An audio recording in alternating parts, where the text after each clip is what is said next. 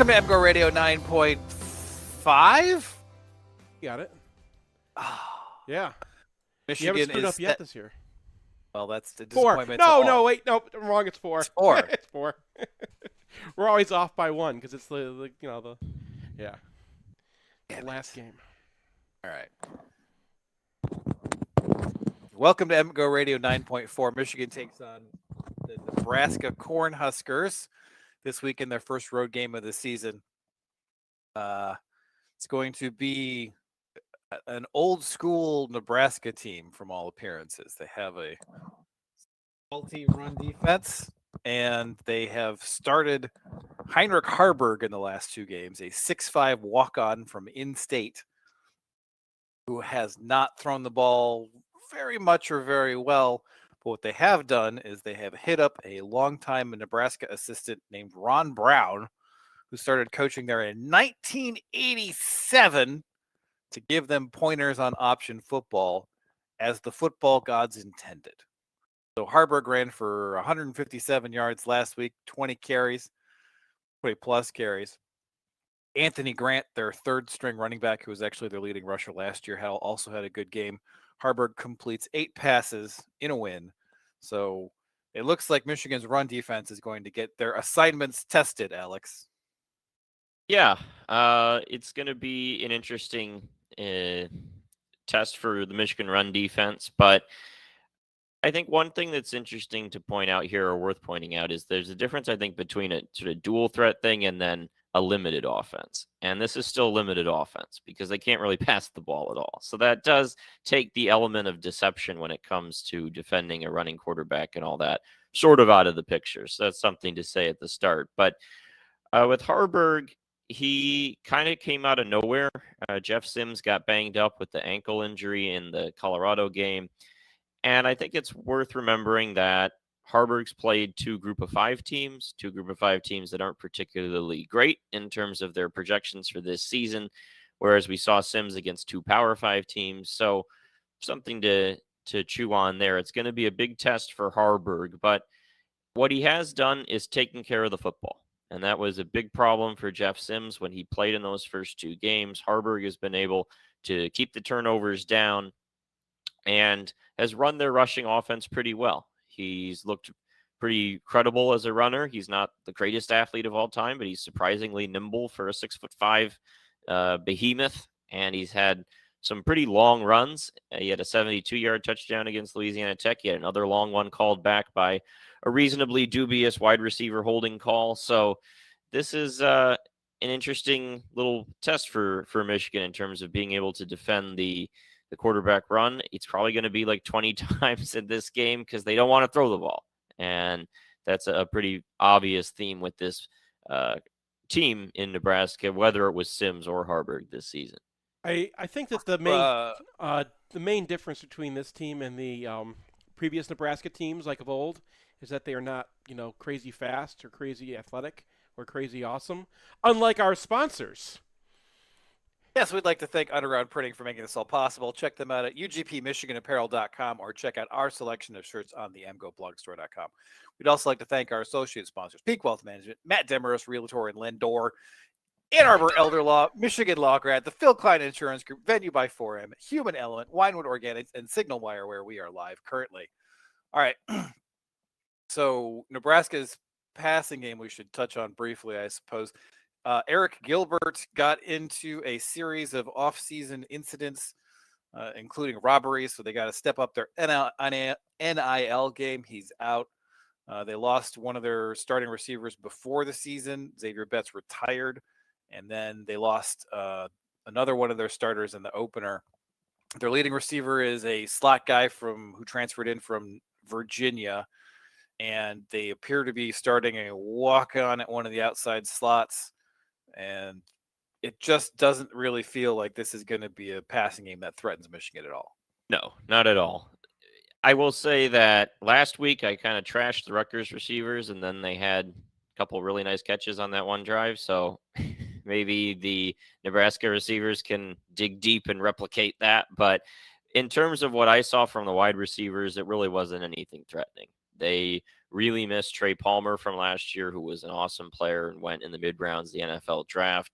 There's just nobody you're circling on the depth chart and saying this is the guy we got to look out for. Even the slot receiver you mentioned, Billy Kemp, the fourth, a lot of the stuff he gets is very short. Some of them is just the jet sweep, like forward pass, where it's really a run play, but it counts as a reception. So they gotta fix that. They have to fix that. It drives me crazy. I agree. Yes. But that's the receivers. And then really a guy who's come on in recent weeks in the receiving core is the tight end, Thomas Fidone, the second, a guy Michigan wanted. He missed 2 seasons with injury. He wears a leg brace now to make up for that. But he didn't play very well against Minnesota in the game I charted, but the last 3 games he's been coming on, and his role's been increasing. He's caught a touchdown each of the last 3 weeks. And given that they want to keep Harburg throwing short stuff, check it down, that's a guy I think they'll look at getting it to. So Rutgers scores last week on an explosive, and it feels like it's going to be real difficult for anyone to drive the field against this Michigan front seven. So I guess the question for Nebraska is, where are they going to find an explosive? Yeah. I mean it's a big... Alex had a facial expression there, which indicated that he didn't think that Nebraska had much possibility of picking up an explosive. The way they've done it this year so far is break it big in the running game. And, they're an option team, so they're going to stress your safety, and somebody misses a tackle, and you don't have a lot of guys after the first attempted tackle. So that's, Makari Page will miss a tackle a game. Rod Moore had a horrible whiff in the last one.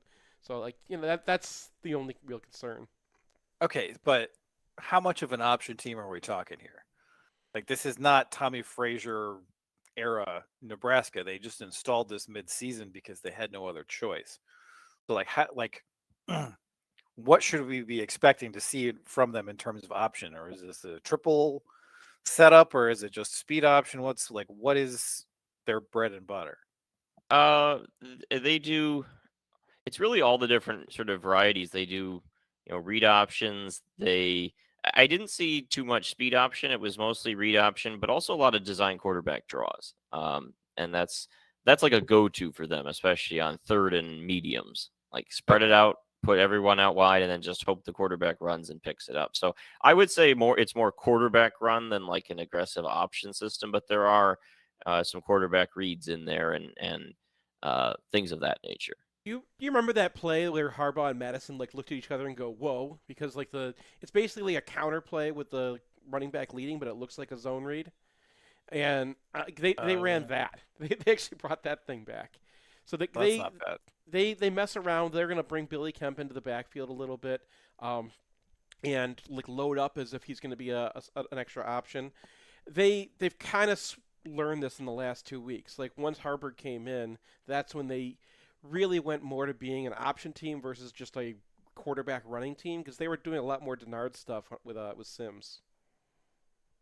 Yeah, and one thing on the passing game we didn't mention is the pass protection's been really brutal, and that's another reason why they're going to need to get it out quick. It's going to be yet another team that's whole thing is just we got to get the football out real fast, because they've had a lot of problems protecting the quarterback this season, in particular their left tackle there. Turner Corcoran is a real problem. He's basically turnstile status at this point in time, which hasn't changed over the past couple seasons. And they were having some wobbles against much lesser teams, including a strip sack against, I don't remember which non-con opponent it was, but it was the one that's 129th in SP plus defense. So, I mean, he's had a couple of zeros to Pro Football Focus. And, you remember the Nicholas Petit-Frere game against them? Wait. Their tackle has graded out as a 0 in pass protection? Yes, twice. How is that possible? That's something. You're asking, wait, now you want me to explain Pro Football Focus? No, but it feels like at some point he successfully blocked someone in one of those games. So it feels like Alex bailed. We started talking about their blocking. He's just like, nope, I can't even do this.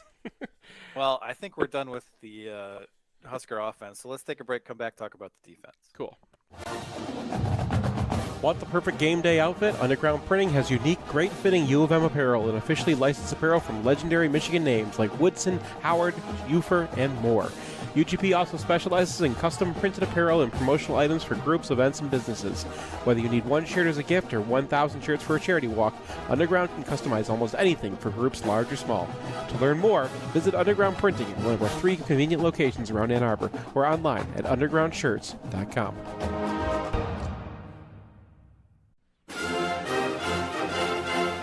It's painless. It's online. It's group ordering made easy for your next custom printed apparel order. Pogo from Underground Printing will save you time and hassle.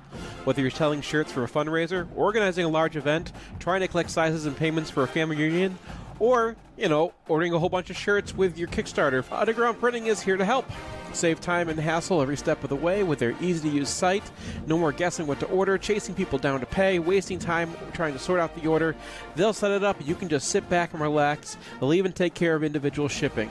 To learn more about Pogo, visit them at any of their convenient locations or at pogo.undergroundshirts.com. Hey, it's Nick Hopwood, Certified Financial Planner, Founder and President at Peak Wealth Management. Check us out at peakwm.com/mgoblog. When you're watching the game, everyone knows what the score is. But you might be at halftime of your career. Do you know what the score is? Are you winning, or do you need to play catch-up? If you're behind in the second half of your career financially, we may need to run a hurry-up offense like John Navarre in the 2003 game at Minnesota, or run a three-quarter court press after a made free throw like Coach Howard likes to call. My team of CFPs at Peak Wealth Management are here to help you understand what the score is and what you need to do to win. Your spreadsheet doesn't tell you the score like we can. If you're going to spend all your free time watching replays of the 2021-2022 Ohio State games on repeat, you need to outsource your financial planning and investing with us at peakwm.com/mgoblog. At Peak, our goal is to help you retire with peak confidence. Hey, fellow Michigan fans, this is Matt Demarest, Realtor and Lender. For a decade now, you've heard me on the podcast talk about mortgages, and I've helped hundreds of fellow Michigan fans in that capacity, including Brian and Seth. But many of you don't know I'm a real estate broker as well. I promise to make buying, selling, or financing homes simple and cost-effective anywhere in the state of Michigan. Whether you're upsizing, downsizing, buying a vacation home, or building a real estate investment portfolio, send me a text or give me a call. It's never too early to make a plan, and the call is always free. My number is 734-882-8194. Again, 734-882-8194. Or you can find me online at realtorandlender.com. That's realtorandlender.com. Whether you want to buy, sell, or finance a home, or even all three, I promise to provide the experience so many of you have come to expect over the years. And as always, thank you, and go blue. NMLS 1011726, Equal Housing Lender. Lemon trees, they growing all around me, baby. Telling stories about they just live to die, girl. We don't show no homages. And I crave your sense of love, it feels so sour on my... Welcome back to MGoRadio 9.4. We turn our attention to the Nebraska defense, which superficially feels like the Rutgers defense in which they've played very, very well against absolutely nobody. So the one exception is they did hold with Minnesota to under 60 yards of rushing offense in their opener. There's a major asterisk on that, though, because Darius Taylor, the freshman Minnesota running back, didn't actually start playing until the next game. So they have run it up as a rush defense against teams that are 118th or 120th, and then Louisiana Tech is 73rd in yards per carry, largely because they played Texas and Northwestern State. Not Northwestern and Texas, Northwestern State and Texas State. So they have rebounded from last year's debacle. They're playing a 330-pound nose tackle who wears number 0, again pleasing the football gods. But it kind of seems like a bridge too far for last year's Nebraska defense to come in to play a game against Michigan where they do not get plowed. Yeah, it would require significant improvement, and I just don't think they've necessarily made that jump yet. Again, it's hard to measure them against Michigan because they haven't played anybody like Michigan in terms of a rushing offense like that. Colorado was the only decent offense they played, and they're an air raid. And also, Colorado has a terrible offensive line. So, And Colorado is dead last in yards per carry nationally. yeah. So I mean, the Minnesota thing has to be a little bit concerning because Minnesota wants to load up and run in the box, and the 3-3-5 looks weak. It looks like they only have 3 guys on the line, and they have all these safeties back. And the idea is they start racing towards the line of scrimmage. We saw this against TCU. It's similar to that, where there's always going to be somebody coming at you and somebody replacing that guy, and then somebody replacing that guy, and you have to kind of find your spot. And it's really hard, mostly on power running offenses, because it's really hard to kind of find the gap that you want to run into. And that's what Michigan wants to do. They want to look at a 4-3, see which gap is open, check to that gap, and block it correctly. And it just kind of messes with your system, especially Michigan's tackles. Carson Barnhart's been fine, but they've not been great at identifying all those slants and stuff like that. Like that's been the one issue they've had, right? Like, no, I mean they've had multiple issues. yeah. Okay. But I would say that IDing stuff on power has not been one of those issues. So when Michigan does run their gap stuff, it looks really polished as in opposition to what it looks like when they run outside zone. So, I mean, from Michigan's perspective, this is a defense that is somewhat similar to what TCU was running last year. So they have a 3-3-5. They can go to that 404 tight. They can really jam up the interior of your line. And so then it's about how do you attack off tackle? And Michigan's answer earlier this year was outside zone, which they didn't run well. And we're going to see in this game if they have a commitment to that and they want to keep running it, or if that was an experiment they're going to shelve. Now, when we were talking on WTKA on Thursday, Sam implied that outside zone is coming back. I mean, that's the what reason you want to run against that kind of defense. Well, not if you've got Miles Hinton at right tackle. Yeah. So, for me, I feel like there's other ways to go at a team like this other than trying to install the most expensive thing possible. But this isn't really about the Nebraska defense, Alex. It is not, but they're 3-3-5. They rotate a lot of guys in their front there, especially at the defensive ends, and then the outside linebackers. Those guys shuffle in and out constantly. But the mainstays are up the middle. Middle linebacker Luke Reimer plays a lot if he's healthy. Sounds like he's going to give it a go on Saturday. So he's a decent player. He looked pretty good as a blitzer. And then the nose tackle, Nash Hutmacher. Brian, did you see my stat on him in the faux film? I have not yet. He was a 4-time high school wrestling champion of South Dakota who went 166-0 as a wrestler in high school. How did we miss on that guy? Well, South Dakota is prime Nebraska gets this guy territory, so. I know, but we should we should just be calling all of the top wrestlers in every state, and if you win the wrestling competition in your state, you should at least get a look from Michigan at defensive tackle. You want Michigan to have someone specializing in the Great Northern Plains. Yes. So we're going to dominate the Dakotas and Montana and Idaho wrestling. Yeah. So he's come a long way from being buried on the depth chart on a terrible defensive tackle depth chart last year to being really respectable. So nice season for him, but it's just a matter of will these defensive linemen get moved and can they open up those holes for the linebackers to come shooting through? And that's kind of the key here. I do think the idea of giving JJ a few more opportunities to pull the ball and attack off tackle is a way to keep the defense honest. It looked like that was pretty wide open in the games I saw. Kelly Ekmanis pulled it a few times and picked up free yards that way. So that's something I think that would be not a bad idea to pepper in there, especially because they've been willing to do it this year. They did it against Rutgers. They did it against, was that Bowling Green they did it against? They've done it a few times this year. So something to keep in mind there. Yeah, one thing I saw against Rutgers that might be really interesting to see against Nebraska is they started bringing those they return. I called it double split zone. You called it tight end power. It's basically just running It's not with your tight ends. It's right? not split zone. No, but it's power. Right, it's power. It's that's fine. But it was just the way I described it back, when they were running it in 21. But you can run arc reads off of that.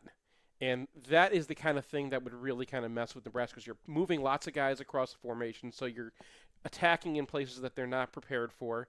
And those blocks happen a little. If you want to replace split zone with something to attack outside, I think that would be really effective against this defense. And so would tunnel screens. That's been traditionally the way you can attack a 3-3-5. Colorado had one that should have made a touchdown. I think a guy made a tackle when there were like two blockers and the running back and him just in all the space. And then Michigan showed one of those too for like the first time in 2015. And both those, I think, are preparing for things that you want to do to Nebraska. Speaking of throwing the ball around, how's the Nebraska secondary? They're okay. The interesting thing, I think, to talk about with the pass defense is it's all about the pressure, because Nebraska had a really interesting distribution on our pressure indicator, in that they were almost a perfect 1/3 versus 1/3 versus 1/3 of rushing exactly 4, blitzing, and rushing 3. And so then the coverages they go to is just built on what they're doing pressure-wise. And so against Colorado, on about an even number of snaps, you had them rush 5 or 6 versus rushing 3 and dropping 8. And so it was this interesting dynamic where when they blitz, they were, especially against Colorado's air raid, where you have everybody lined up out wide, they were cover 0 a few snaps, 6-man pressure, and then just man on man out there. And that's the way we're rolling. And then 2 snaps later, they'd rush 3, and Shadur Sanders would have 15 seconds to stand there and, find somebody. Yeah, I mean, you remember Quentin Newsom, right? He's been there for ages. And then last year they discovered this tiny little cornerback, Malcolm Herzog. They're both kind of small, and I think that Michigan, the way that Nebraska's going to want to play them, Michigan's going to actually be able to get Colston Loveland matched against those guys sometimes. And like that's the two ways you can really attack them is if they're blitzing, you know where your guy is, you know exactly where to go with the ball, and you put it on him. And the other way is like when they rush 3, you can sit back there forever, and I just don't think that their safeties have the talent to stay with anybody in coverage that long. They're still learning their cover 3s. Okay, so for Michigan, it feels like you want to play action this team. You want to try to hit them over the middle when they get too aggressive against the ground game, and put Roman Wilson in a place where he's going to be able to run by a safety. Yeah. Yeah. That's Michigan's offense, basically. I don't want them to run a lot of duo inside. This is the wrong defense for that. And they're probably not going to have a lot of success trying to run power inside the guards or between the guard and the tackles. One final thing on Nebraska is that their field goal kicking is abominable. 128th nationally in field goal efficiency thus far this year. Their punting is also mediocre. So if it comes down to kicking stuff around, Michigan will have an advantage there as well. All right, score predictions, Alex. 34-10. Seth. 31-7. I do want to mention that Brian Busini, the punter, has a 47% return rate on his punts this year. So we actually might get to see some attempts to bring things back, and hopefully we see Tyler Morris this time. I don't know why we're still messing around with that. But yeah, 31-7 seems to be the sweet spot for every single Michigan game this year, so let's go with that. I got 25-12. Gonna be weird. We're gonna take a break, come back, and talk about the hockey team. Hey, it's Nick Hopwood, founder and president of Peak Wealth Management, your MGO financial coach, and it is our goal to help you retire with peak confidence. Check us out at peakwm.com/MGoBlog. Bo says the team. Lately, my mantra has been the plan.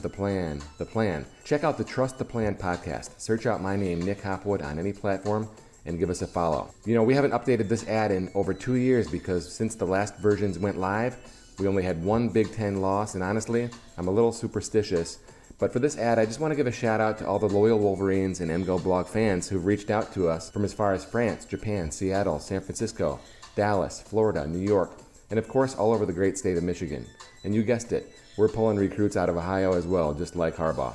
Thank you very much. So no matter where life has taken you after your time in Ann Arbor, we're here to help you build a plan you can trust.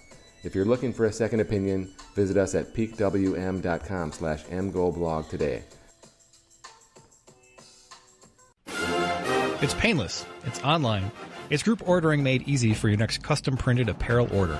Pogo from Underground Printing will save you time and hassle, whether you're selling shirts for a fundraiser, organizing a large event, or trying to collect sizes and payment for a family reunion. UGP is here to help. Save time and hassle every step of the way with our easy-to-use site. No more guessing what to order, chasing down people to pay, or wasting time trying to sort out the order. We'll set it up and you can just sit back and relax. We can even take care of individual shipping. To learn more about Pogo, visit us at any of our convenient locations or at pogo.undergroundshirts.com. It can be a rough ride along the information superhighway. That's why we build our e-commerce websites tough enough to handle the load. With the capacity to take hundreds of simultaneous online transactions and the stability of load-balanced, co-located server architectures, a website from Human Element performs in the roughest conditions. Thousands of products? No problem. We'll throw in the tools to manage them with precision and efficiency. All with a design slick enough to make you think your girlfriend might be impressed. So load it up and hit the gas and let Human Element show you the way. Special offers available for returning lessees. Financing available with approved credit to qualified buyers. Client participation may affect savings. Optional equipment available at additional cost. See human-element.com for details. In southeastern Michigan, the yearly cost for a nursing home averages approximately $100,000. It doesn't have to, though. Reed McCarthy founded Ann Arbor Elder Law after handling a tricky situation for his own family. Years of experience later, his boutique firm works with clients across southeast Michigan, dealing with Medicaid planning, long-term care, and tax, disability, and family law, not to mention family dynamics. If you have a family member who may need that level of care, or if you're ready to start your own estate plan, Reed can give you a plan for the future. Visit AnnArborElderLaw.com or call 734-945-9693. That's 734-945-9693. You make me feel, and it's hard, but it's real, yeah. You make me feel, and it's a painful process. You make me feel, and then it's hard, but it's Welcome back to MGoRadio 9.4. Michigan takes the ice this weekend against exhibition opponents. Lindisfarne. No, Lindenwood is not. They're a D1 school, bro. Oh God. It's Simon Fraser in Simon Vancouver. Fraser. Oh, that guy. Soon to join the Pac-2, Simon Fraser. So Michigan loses Adam Fantilli, Eric Portillo, a bunch of other guys from the team, but they return Rucker McGroarty, Gavin Brindley, Jacob Truscott. They bring in Nick Moldenhauer, who was a third-round pick of the Leafs, who might have gone higher if his draft year wasn't injury wrecked, and had an excellent year with Chicago in the USHL recently. So it should be another powerful squad.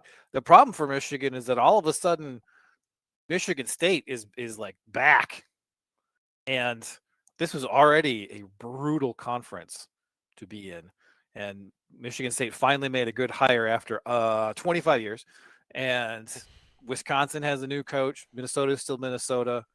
Ohio State still is going to be annoying. Notre Dame is still Notre Dame. So Michigan is going to have to mature and start playing some more defense, but they still have as much or more talent as anyone in the country. Yeah, this is still a really talented team, and I think we should give Wisconsin some respect, even though we haven't seen them yet. But they're maybe a year behind MSU, but I think they made a great hire in bringing in Mike Hastings from Minnesota State. I mean, at this point, who the worst coach in the Big Ten is a question I don't have an answer to. And whoever it is, it's a very good coach who has gotten to the tournament multiple times. So, yeah, it's a really, really tough league, and it's going to be tough night in, night out. And that's where it comes down to banking wins in the non-conference. And thankfully, Michigan has a very soft non-conference, trying to Penn State it a little bit with Stonehill and Lindenwood both on the schedule for some reason. So, but the guy I'm most excited about is Frank Nazar. We never saw him healthy last year, but he's an exceptionally talented player. He showed up at the summer showcase in Plymouth and was awesome. He was like the best player on the ice among a really talented group. So that's something to keep in mind. And if he can hit that ceiling, hit that projection that made him a lottery pick, there won't be a lot of drop off from Adam Fantilli. That's quite a statement. Yeah. We should point out that Michigan does have a series against Providence, UMass, and St. Cloud. So Did you see the scheduling for that Providence series, by the way? It's a Saturday-Sunday series. I'm not sure. The Saturday game's during the Minnesota game, and then you have the Sunday game on Sunday and not Friday. It's whoever did that should be in prison. That's all I have to say. That is exceptionally odd because it's like just play Friday, Sunday, bro. That's what they usually do. But what are you gonna do? Well, you have a bunch of, because the football team had so many night games this year. So I think we played Minnesota during the Michigan State game or something. Like, there's a bunch of bad ones. there's several that are unfortunate. But the other thing with this team that I think is interesting is they brought in a number of transfers. And you look at the defense, it's going to be a much older defense than it's been at times in the past. You have Truscott back as a senior. You had Marshall Warren from Boston College, fifth-year player. Who was their captain? Yeah, and they gave him an A. If you saw the pictures of the leadership team yesterday. So really respected player. Ethan Edwards is now in his junior season. If Steve Holtz is in the lineup, he's a senior. This is a much older defense than you've had at times in the past. And hopefully that should lead to much more disciplined and structured defensive play, which they might need to support the goaltenders, who are quite unproven and really, I think, the X factor and question for this team. Well, Jacob Barczewski. Barczewski. Yes. Come on. How? Come on. All right. He transfers in from Canisius and was their starter a year ago, put up decent numbers. And then Noah West is back. They also brought in Andrew Albano from D3 Norwich. They didn't get great goaltending all year from Eric Portillo, and so I feel like they'll be able to maintain there, at least in terms of save percentage. Portillo did stone virtually every breakaway he's ever seen, but he had some flaws elsewhere in his game. So do you think can you say it again? Barczewski. Barczewski. Yeah. Barczewski is the projected starter, I would imagine, right? I think it's going to be a tandem to start, and then we'll see where it goes from there. But yeah, the biggest thing is they need to not have him face as many breakaways as Portillo did. They need to give him some more support, and that's true for Noah West too. Either guy, I think they're capable of succeeding in the right situation. I think they're capable of failing in the right situation. A lot of it comes down to Michigan, how they play to support those guys, because we saw Barczewski in the Minnesota game in the tournament. If you don't support him, if you leave him out to dry, he's going to get rung up. He just doesn't have that elite athleticism to make these crazy saves that Portillo could make at times. But it's not too much to ask of a veteran defense to create a system to allow a goaltender to succeed. Remember when JLF left Minnesota and we were like, yeah. Gophers are in trouble. And then they weren't, because they have a good defense that was veteran, that was structured, keeps the goalie clean, lets him see the puck, doesn't make him do too much. And they've gotten really good goaltending out of Justin Close, who is a random guy they picked out of the SJHL in Saskatchewan. So if Minnesota can do it, Michigan should be able to do it. It's just going to require more defensive buy-in from the forwards, or defensive buy-in from the defense, following the team system, the coaching, all that sort of stuff. So I think we'll see Barczewski and West trade off Friday, Saturday in the fall for a couple months, and then we'll see where it goes from there. But I do think, given the exceptional amount of experience that Barczewski has compared to West, he will be favored to be the guy. And one sort of X factor here is that the NCAA added a third full-time assistant spot, which Michigan has used to bring in Kevin Reiter from the national team, who can be a full-time goalie coach. and they lost their volunteer goalie coach halfway through last season, and it really seemed to have a detrimental effect at that point. So that's not going to happen this year. Yeah, I think that will be a big help for the team. No doubt about that. Also have a change in the coaching staff, right? Bill McCult is gone, so that's something also to keep an eye on with this team. One underrated player I think that will be interesting to watch is Josh Ernest, the transfer they got from St. Thomas. You may recall that his transfer caused a confrontation at the coaching convention. A kerfuffle. So clearly a guy St. Thomas didn't want to lose. I didn't think too much of him at the time, but some of the numbers we've gotten to see, Peter South put up a hello on Ernest among other players over the past month. And Ernest is a big guy, a little physical, but he graded out really well in winning loose pucks in his touch around the net. He may be on a third line with someone like Garrett Shifsky and Jackson Halem. He may be higher in the lineup as a complementary piece, but I think he's somebody that could really help Michigan sustain offensive pressure and that sort of thing. So a guy that a lot of people might not know about, but could be a very useful sort of Swiss Army knife type player that they could use. In general, I thought the transfers, all of them filled holes for this team. They were all guys that aren't really just doubling down on what Michigan has. They're filling specific roles that Michigan was weaker on last season, and that's nice to see. They got a lot grittier. Yeah. You look at the additions like Marshall Warren on defense, and there's a whole bunch of guys, I think, and just the guys. Yeah, I mean, Ernest is a big hitter as well. So they are a little more sandpaper. And Tyler Duke and Marshall Warren in particular graded out really well, winning loose pucks and making passes out of the zone. And I think that's something they needed, especially after those Ohio State series last year. But Ethan Edwards does not need to line up anybody anymore. Just stop that. If they can go out of your game, you can be the little defenseman who comes up now. Less 5-minute majors would be very good for this team, and hopefully the advanced age of the roster will help cut that down. Don't even. This is like a league of Angel Hernandez's, so let's not. Some of the calls from last year were absolutely absurd, and I have no expectation that'll change. So, yeah, the random number generator for head hits in the NCAA will reign supreme. But Michigan, I mean, it looks like their top line is going to be McGorty, Brindley, and Frank Nazar, and that's like. Is there going to be a better line in college hockey? Maybe. I mean, with Seamus Casey behind them too, like that's Seamus. Seamus, yeah. So, I mean, the scoring depth does kind of get a little bit sketchy because then after that you've got Hughes, Moldenhauer, Hallam, Dylan Duke's still around, yeah. Dylan Duke, yeah. So you got like two solid lines, and then scoring depth is like a little bit iffy. Fourth line might be iffy, but they were really top heavy last year. Remember, like Fantilli and his line did most of the work, whereas this year I think there may be less of a gap between the first and second lines, and even first and second power play units, unless Nazar really pops, which he very well might, and then you have just another dude and driving the train here.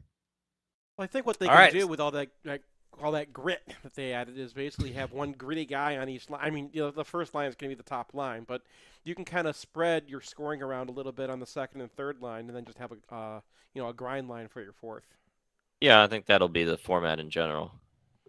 All right, looks like it'll be another interesting season for Michigan hockey. We're going to take a break and take one last look back at the Rutgers game.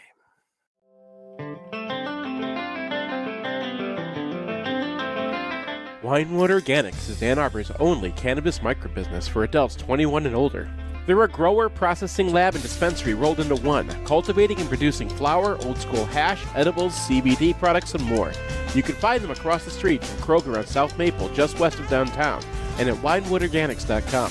Veterans and MedCard holders save 10% on all orders, and first-time customers save 25% as long as you're not wearing scarlet and gray.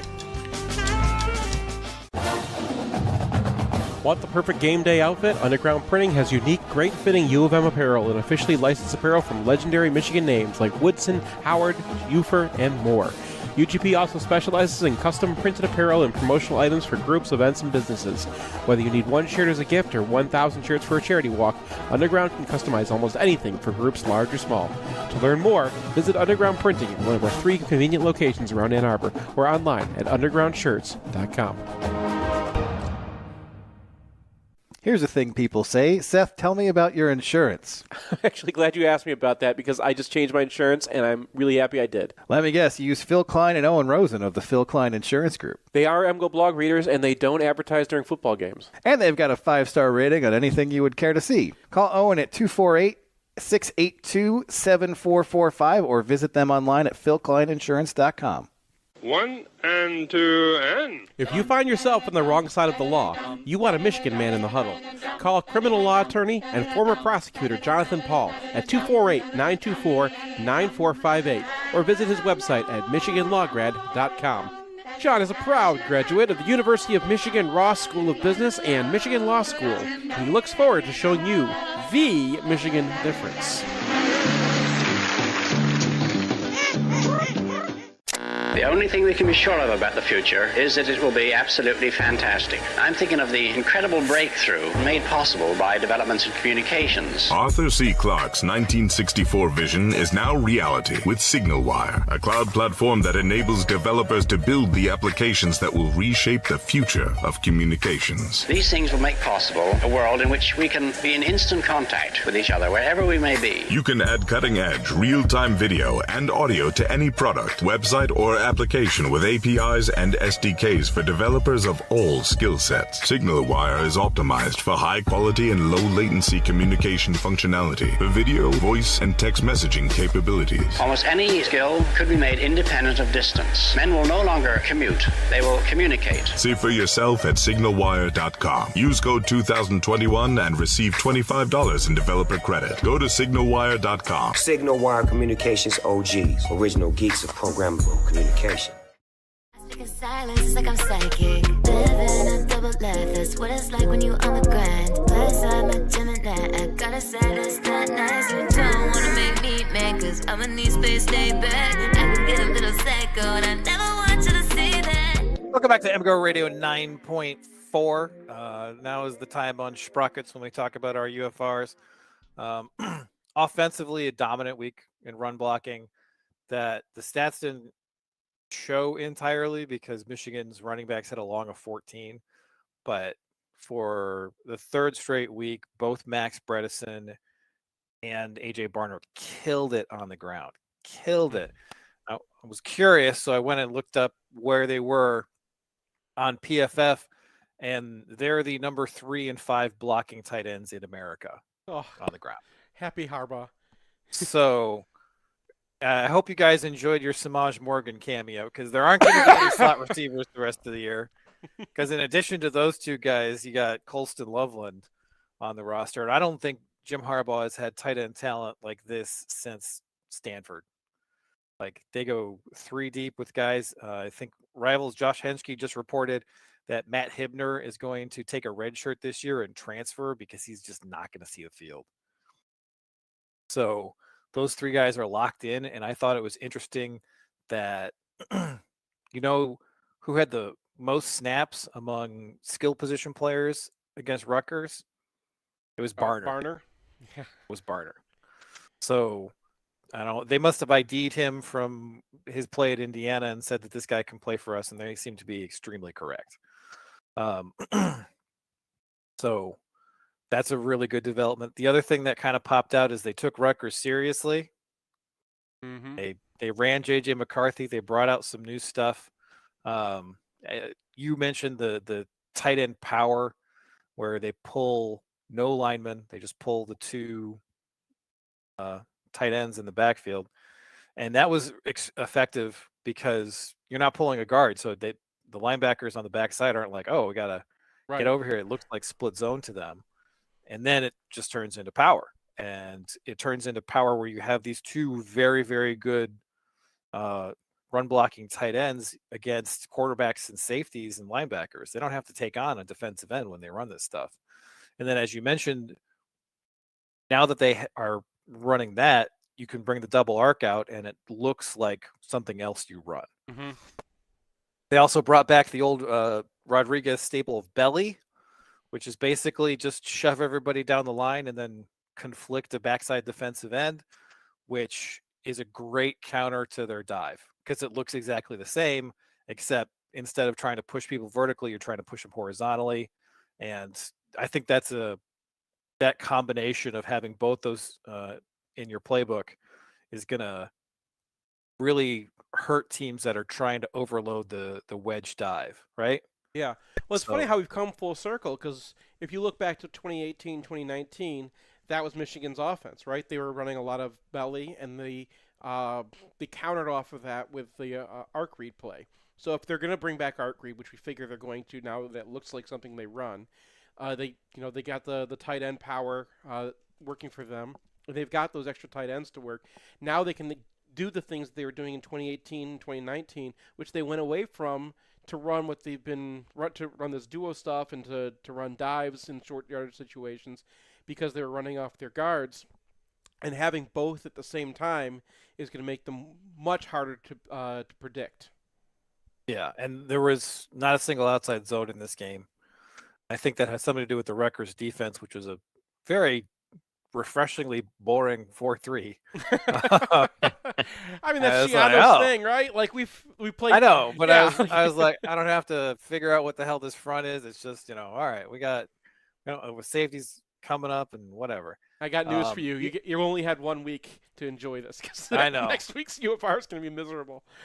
So, well, I mean, it'll probably be fine, but yeah. I thought that the run blocking was overall pretty good, and everyone wants to know about Henderson versus Hinton, and I don't have a lot of clarity there, but Hinton did pick up 6 pass pro minuses against this team. Yeah. And that's 4 games from Hinton, and 2 of them he's had massive pass protection issues. That's in addition to his inconsistency on the ground game. And then I was looking for Henderson clips because I want to be like, all right, this is what Henderson's doing. Let's talk about Henderson. I couldn't really find very much. I had a couple of plus ones, but then I added up what he did, and it was like plus 5.5 and a half a game. So the only caveat I would say there is that he was in on the final drive when Michigan was just, paving a Rutgers team that wanted to go home, and there were a ton, pluses were being handed out like candy on that drive. So, but I think, if there's a time to do it, I think this would probably be it. Because this is not a Nebraska team that is likely to score a lot of points against Michigan, and Henderson's been playing well enough that I think you could start him and see what you got there, especially because there's some reports that Hinton is dinged. I don't know. Yeah, whenever I hear someone's dinged and they're in a position battle, the same thing with Sims at Nebraska right now. Their quarterback who threw a bunch of interceptions. He's got an ankle injury. Right. He's got a brain injury because he keeps throwing the ball to the other team. Sometimes that's the nice way a coach has of saying he got benched because you don't want to do that to your players.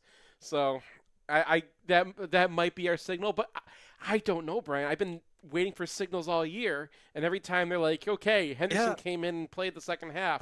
Oh, great. Now we've got a shift, and we don't. So I don't know. Yeah. I mean, the way that this has gone down has confused me pretty much every week of the season. So we'll see if it continues to do that. Yeah. And then JJ Watch, he came in as a plus 12. He had one, the Barner throw I thought was pretty bad because he had 2 open guys. He missed a couple of outs. Okay. But he was pretty close to being back where he was in the first couple games of the year. So Bowling Green, remembering hauling it, or just forgetting about it permanently. Never happened. So there you go. Defensively, obviously you weren't going to pick up much from the secondary. Yeah. I mean, that's been my problem all year. I've been trying to, because I want to actually grade the linebackers, and their problems last year, a lot of them were in zone coverage, and it's like, wow, no one's really attacking the linebackers in zone coverage. The only play I really had was Junior Colson sat back on one, but that was in the last drive when Michigan was like, sure, take 9 yards, because the clock that you kill is worth more to us than the yards. Ernest Hausman is definitely behind Barrett now. Barrett, I gave him a star on the sheet. He's there. And I think that Rutgers came in when they looked at Michigan's front and decided who they wanted to attack. They thought that they could ISO Michael Barrett, which means get a fullback or tight end on him and move him enough that there's going to be space. And there was not. He reacted quickly. He blew up a lot of space, even when the defensive tackles were not doing as well as we're used to. Barrett was filling those holes and making things really hard on them. Jenkins is, a dude. I think our unreasonable expectations for him at the beginning of the season are completely met. But they really miss Graham. That front, when Graham's in there, you have two guys just destroying every single gap on the interior. You can play with your guys. You can leave your linebackers back if you want to. You can play with one or two guys less than the offense has in the box. And with Grant, he still graded out well, but after running with Seymour Still for 71 yards, that was it. He was still playing, but there were no more twists. There was no more breaking into the backfield and hauling people down. And I like Grant better when he can play like a maniac and then come out, right? Instead of being on the field for multiple series in a row. Yeah, and that makes sense. I mean, the other thing that kind of stood out is that Josiah Stewart is just not translating. Yeah, I mean, the edge issue came up twice. Twice. Yeah. Two more times. And he's had limited snaps, and it seems like he's blown the edge.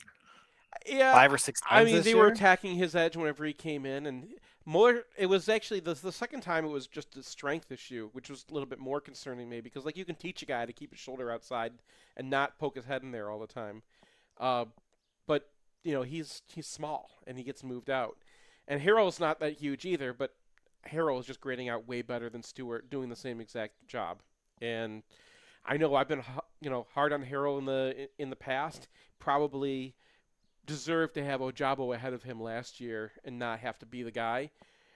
And it's really hard with these offensive tackles to judge who can pass rush because the same moves might not work against, even a FBS average offensive lineman.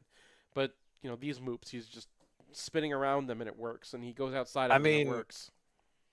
He had one of those ice pick spins that I thought was going to work against anybody. So yeah, we'll see. Yep. I mean, he's getting a little bit stronger. That's kind of the thing. He needs to take his honors classes. He's got his GPA up now. He just needs to start.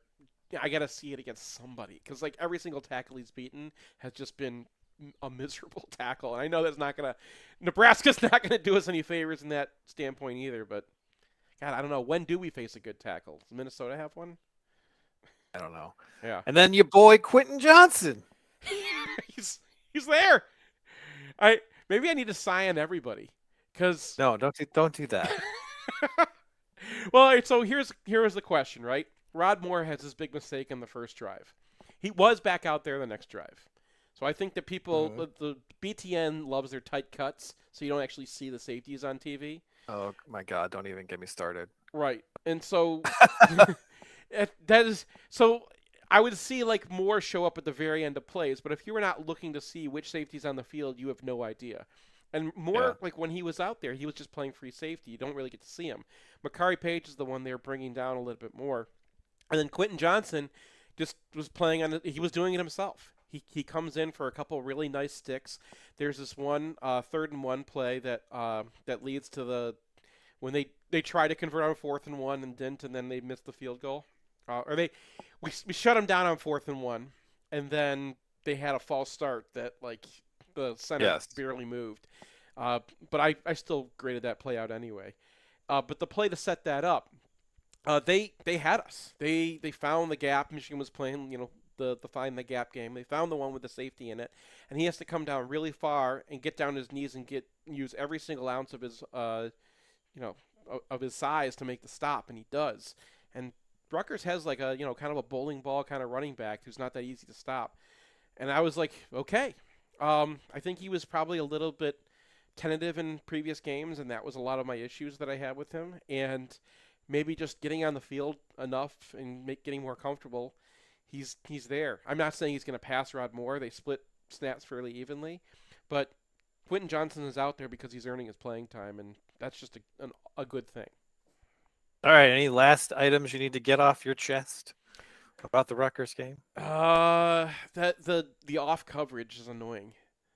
Like that's true, but yeah, that was an issue last year too. I think Michigan just plays cover 3, and that's kind of just what they do. But they need to not do that so much against Rutgers because you don't have to play that far off. And I was dinging the cornerbacks for it. Yeah, you don't have to play that far off, and Michigan could do some work to disguise that a little bit better. But yeah. So even when they only hit us with it 3 or 4 times. So it was available for them 4 times, and they hit us with it 3 times. But like, you should know it's coming, right? You know that you're going to get pressure. You know that they should be driving on that. Anyway, that's it. All right, Nebraska's up next, a road game. Have fun out there, guys.